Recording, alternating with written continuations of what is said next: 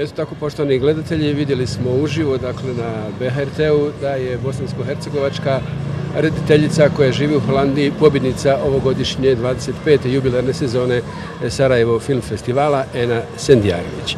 A nakon završene svečane ceremonije, dodjele nagrada u BHT Ekskluzivu 7. dana, odnosno noći, moj gost je ekskluzivni i čovjek koji je bio na čelu ovogodišnjeg žirija takmičarskog programa, poznati švedski i svjetski filmski reditelj koji je na Sarajevo film festival došao prvi put, Ruben Östlund. Dobrodošli. Thank you so much. I actually been here once before. In 2011 I was here the first time. Tada sam bio prvi put. Da, vaši svi filmovi su faktički, ili najmanje 3, već učestvovali na Sarajevo film festivalu. O tome ćemo nešto kasnije, no kao član žirija, kao predsjednik žirija, imali ste pune ruke posla. Da li ste uživali u filmovima regionalnih autora koji su se predstavili u ovogodišnjoj konkurenciji? Yeah, definitely. I think it's interesting to come to Balkan and come to Eastern Europe because there's something specific about that humor that I really, really love here. And I think that we saw films that was a strong lineup of the program, and there was 4 films that was really, really good. So I must say that it was a high level of all the films. Kada biste pravili vaših top 5 svjetskih skijaša, da li bi se ta lista negdje poklopila sa onim što su moji favoriti, recimo Stenmark, Tomba, Kristoffersen, Axel Lund, Svindal, Kili? I would say so. I was more into a different kind of skiing when I was making my ski films, but those are definitely favorite ones of me also when it comes to slalom. Da li ste strastveni skijaš? Well, my filmmaking started out with skiing. So I was filming free skiing, you know, when skiers are trying to do as spectacular things as possible, and then you just put music to it. So that's how I started my career as a filmmaker. And I was doing these films for around 5 years or so, traveling around in Europe and also in North America. And then I started at film school. So once upon a time I was a passionate skier. Now I'm a passionate filmmaker, I hope. Bio pasionirani skijaš, sam pasionirani režiser. Da, pričat ćemo naravno o vašoj pasiji režiranja, no kad ste već spomenuli da ste bili ovdje 2011. to je bilo sa filmom Igra prije toga, odnosno poslije toga bili ste i sa filmom Turist, a onda i na 23. Sarajevo film festivalu sa filmom Kvadrat, pobjednikom te sezone u Kanu. Ako biste trebali tražiti još jednu priliku za Sarajevo, onda kao strastveni skijaš dođite za vrijeme zime u Olimpijski grad i nećete se pokajati, budite sigurni. Imamo prekrasne planine i skijališta. Yeah, but I saw the ski lift the other day that is going up on one of the mountain sides. Is it actually going straight to the ski resort? Is it going to the slopes? Skijaške staze. Ja, naše skijaške staze su veoma blizu grada, za pola sata možete stići, da, za pola sata na najljepše skijaške staze u ovom dijelu Evrope, sigurno. I to je prekrasno, zato je Sarajevo između ostalog i dobilo olimpijadu jer je imalo prekrasne terene koji su bili uz sami centar grada. No, idemo mi prema filmu. Definiraju vas kao autora koji štiti slobodu filmskog izraza, da ste posvećeni, dosljedni. Slažete li ste s takvim ocjenama? Well, yeah, I think I take my job very seriously, and I think that I want to do some films that is not conventional. I want to try to find a new way of expressing myself. I think it's very important that my viewpoint on the world is also expressed through the films, so I'm not like dealing with genre movies. It's a kind of a European author tradition that I feel that I'm connected to. Rodili ste se na otoku, a razvijate umjetnost bez granica. Dakle, izazovan kontrapunkt u svakom slučaju. Well, first of all, I think that working with moving images, you know, back in the days when we only were watching moving images in the cinema, nowadays we have like the internet, and the most of the moving images that we are consuming is coming from the internet. So as a filmmaker today, it's a huge challenge, because I think we have to compare ourselves with those images. You know, the one that we found on YouTube, and there's so many fantastic clips that says something about us human beings on YouTube, for example. So the tradition of storytelling in film also have to try to adapt to these times, and that I would say is the biggest challenge.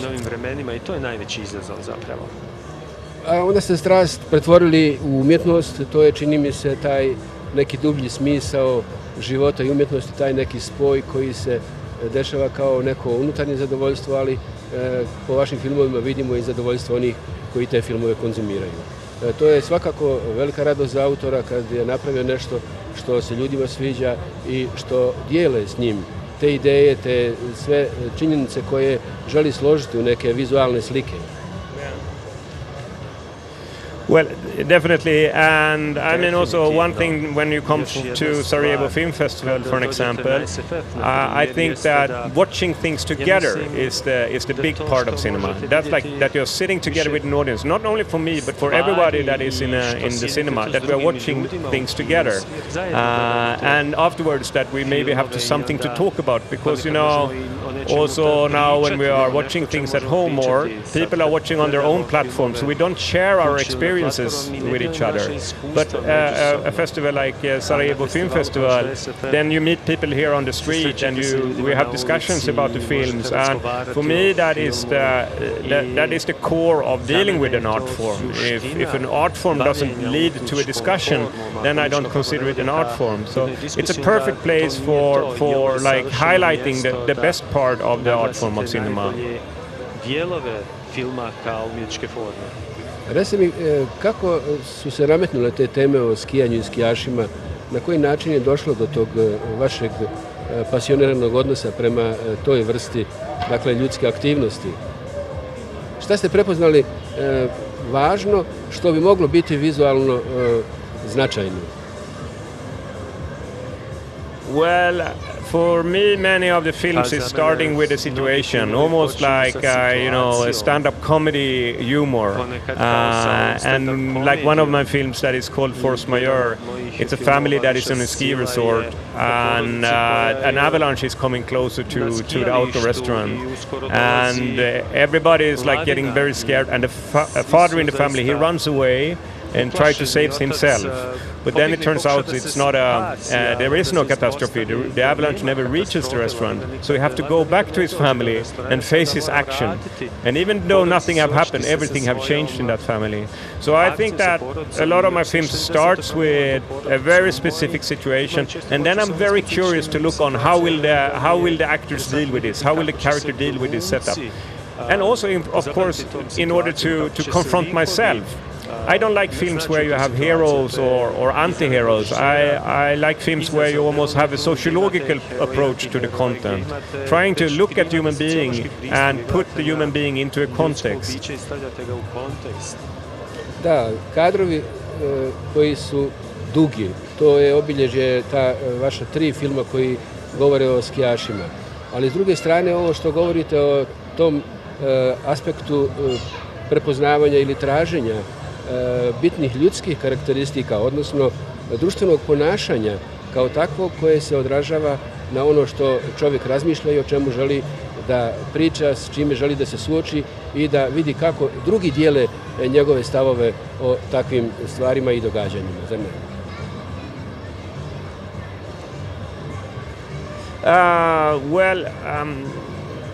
My comment on that would be, I mean, I think that the moving images like that we're using with the camera is the best way of capturing human behavior. So once again, I want to bring this discussion to talk about looking at the human being, and so a sociological approach to the content is something that I'm dealing with all my films. When it was the skiing, then it was more like that I was interested in this sport. sport and that I was like a huge fan of skiing. So it's very different for me. Obožavatelj skijanja, tako da je za mene to potpuno različita stvar. Zašto ste koristili Photoshop i neke druge softvere za obradu vaših slika koje ste onda slagali u filmsku priču? Zbog čega je? Because I was doing my first feature film and I wanted to change the set. I wanted to rebuild quite many of the images in order to reach a different expression. So I think that Photoshop is actually one of the softwares, one of the programs that is very important to know in our times, because you have so many ways of manipulating an image. And for me it was a way of like trying to not only make a movie but also push the movies towards image art. That the images should be like in front and that they should be an experience. So I was trying to improve the shots that I had taken, basically. Nerijetko filmovi žele da govore o slobodi, o potrebi ljudi da budu slobodni, o slobodi govora, o slobodi izražavanja, slobodi kretanja, slobodi mišljenja. No, koliko vam je osnivanje vaše produkcijske kuće zajedno sa Erikom Hemmendorfom pomoglo da i sami budete slobodni u načinu promišljanja onoga što želite proizvesti kao finalno filmsko djelo u svojoj produkcijskoj kući? Well, for me it was a platform that we could take the decision when we wanted to start to shoot the film, and we didn't want to be in the hands of the founders, the one that was giving us money. We wanted to say, now we are starting this film, do you want to come along, do you want to be in this movie? So it was a way of, the production company became like a way of bringing a group of friends together and working together and using the energy in the collective. Otherwise I think I would be feeling quite lonely as a director. I onda se počinju nizati vaši filmovi u kojima želite da saopštavate važne stvari. Do sada ste napravili, dakle, 5 igranih. Već prva 2 filma, Mongoloid s gitarom i Incident kod banke, dobili su i priznanja. Prvi na Moskovskom filmskom festivalu, drugi na Berlinalu za Zlatnog medvjeda, dakle za kratki film. Koliko ste se i kako ste se s time nosili u stvari?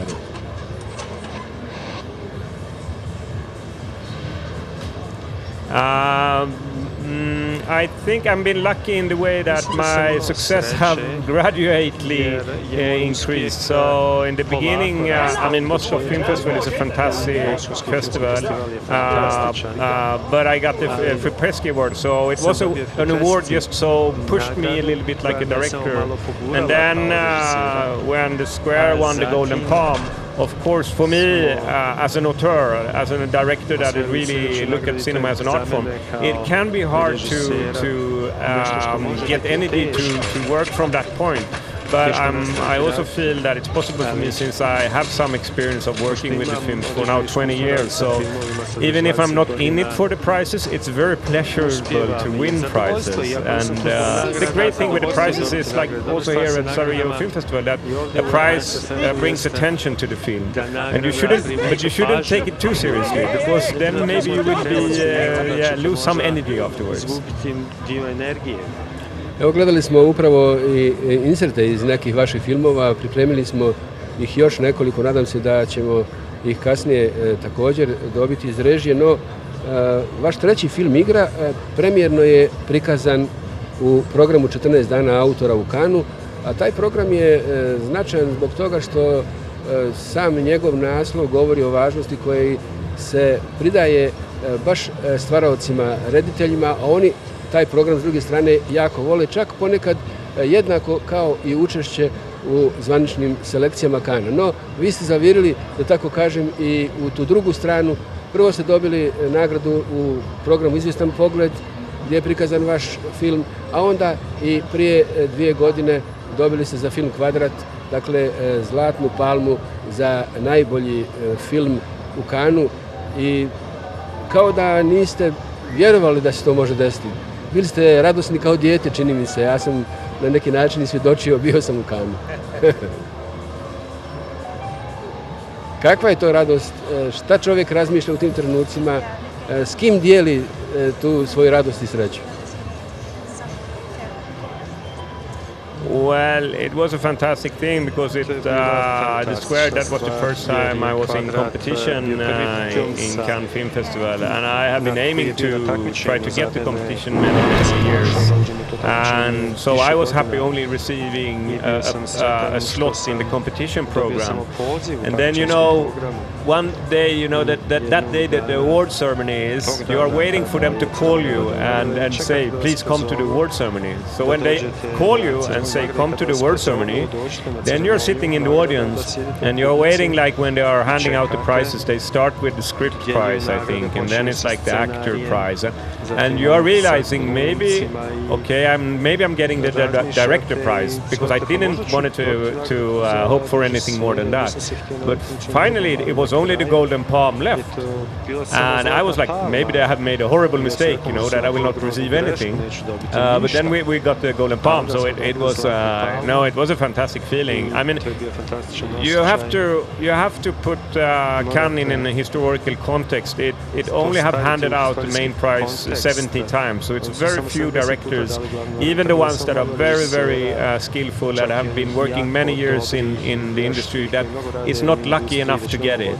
So it's something that I'm just feel honored about, and that evening was fantastic. I can tell you about it because Pedro Almodovar vam je dao nagradu. Yeah, exactly. And that evening I was together with the main actor, I was together with my producer, and it was so many people around that were happy for the prize, and people like that have been working on the film, of course. So I shared it with them, and I ended the night sitting on a little terrace, 4 a.m, together with my wife, and we had a little glass of wine, and just like, okay, this night was fantastic. Za mene je život bio fantastičan u tom trenutku.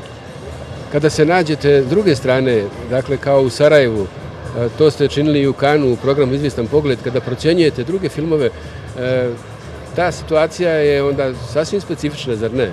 U odnosu na ono kad imate svoj film pa iščekujete šta će reći članovi žirija.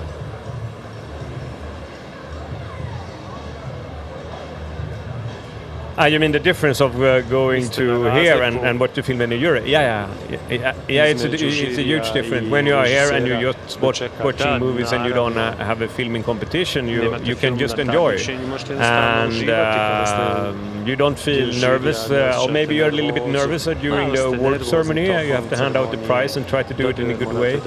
But other than that, you're just being with friends and you're watching the movies, and I must say that Sarajevo is also a nice festival for the people in the industry to go to. You're very good in getting big names to come here, and I think that the reason why it is like that, it's because it's very easy to talk to people here.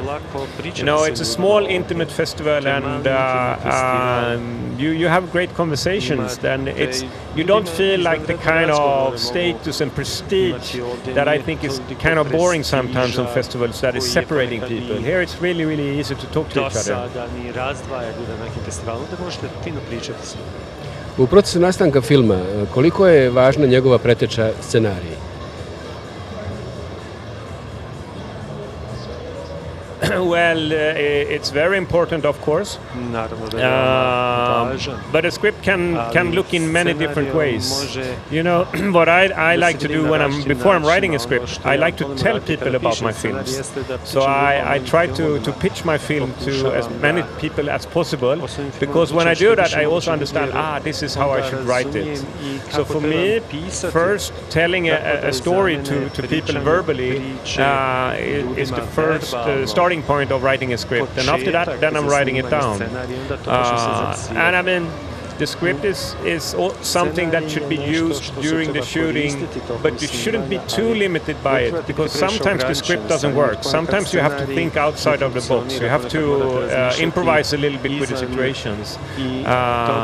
But the script, for me, it's the idea. What's the reason that you are doing the film? So that's what you try to put down in the script.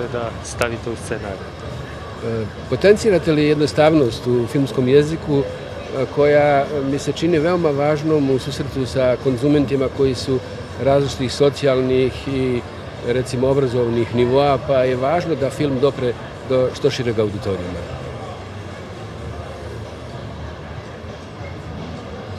Well,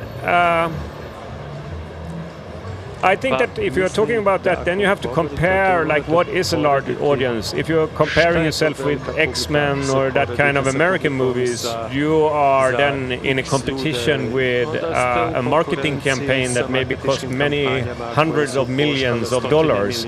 So for me, it's not only the most, accessible film that gets the widest audience, it's also the one that have the biggest marketing campaign. So, and the films that maybe are more considered like European art house films, they have to fight for the audience in a different way. But for me, it's very important to not like trying to treat the audience that they are not as intelligent as me. I have to believe that they are interested in the same topics and the same approach to filmmaking that I am. I think it's sometimes you can feel that you underestimate the audience and doing something that is more simple than you actually need. You have to tell stories about the world that you think is useful when it comes to understanding the world, rather than telling fairy tales. Ako sam dobro izbrojao, napravili ste do sada 5 dugometražnih igranih i 7-8 kratkih filmova. Da li vam je važniji broj filmova ili pak ideje koje njima želite saopštavati?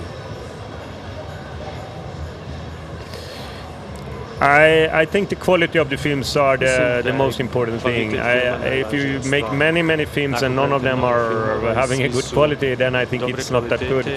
But I don't think it's hard for me to make more films than I do, because it takes approximately 3 years for me to start a film project, shoot that project, edit it, and then have a premiere. So I usually have 3 years in between my films, and it's a rhythm that works quite well for me.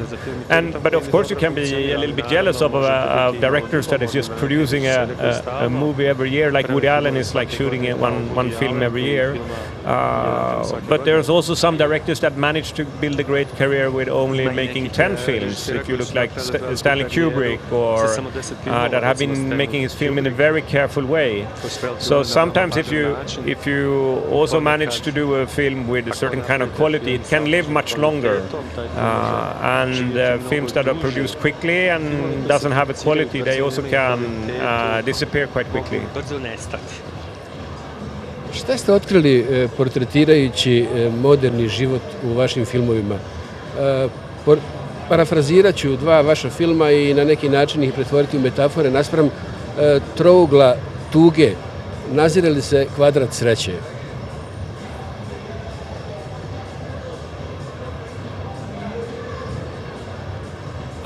Well, the topics that I'm interested in of contemporary time, that's what you mean. Like what I mean, I think that I try always to deal with something that I'm dealing with myself as a man. My films have a male role, and for example, The Square was much about how we deal with responsibility. For example, when we look at Europe today, in the way Europe is looking, and we have a huge wave of immigrants coming to Europe, and how do we deal with that responsibility, both on a personal level but also on a society level. So that was the topic that I was dealing with in that film, and many of the scenes that is in the film is something that I've experienced myself, either myself or friends of me that have told me these situations. And when it comes to Triangle of Sadness, let's see how well it's going to hit the time, how well it's going to be accurate and contemporary. Triangle of Sadness is taking a starting point in the fashion world, and it goes to a luxury yacht, and then it ends on a deserted island. So it's going to be the third part of the film is going to be billionaires and models on a deserted island, and maybe you can look at that like how to say, post-apocalypse of the climate crisis, and what will we do when our life is about surviving again, when we don't have this kind of luxury life that we have today. Yeah. Balkansku filmsku regiju ste posjetili na najmanje 3 njene važne tačke. U Motovunu ste 3 puta dobili nagradu, u Drvengradu, kod Kusturice dobili ste crvene gojzerice i kruha i soli za dobrodošlicu. Kako se doimaju ti dolasci ovdje i susreti s ljudima?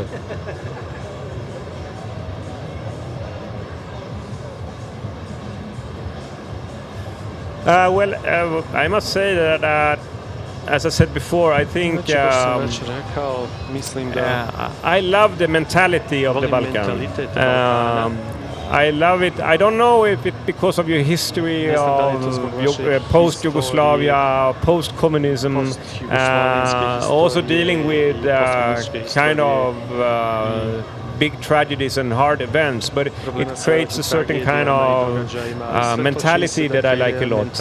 And I love the humor that is in the Balkan, this sarcastic, intelligent humor. So I was talking to my wife that it would be interesting to live here somewhere in Zagreb or Belgrade or something for a time to get to know it even better.